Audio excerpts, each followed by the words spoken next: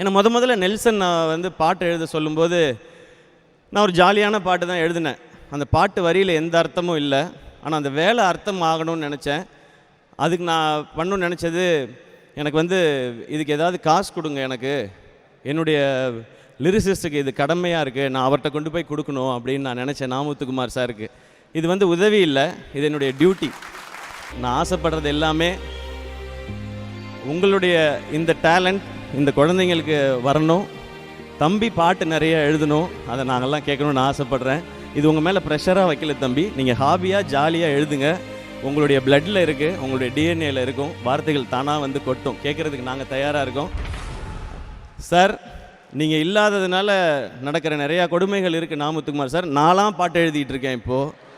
உங்களை மிஸ் பண்ணிகிட்டே இருக்கோம் சார்.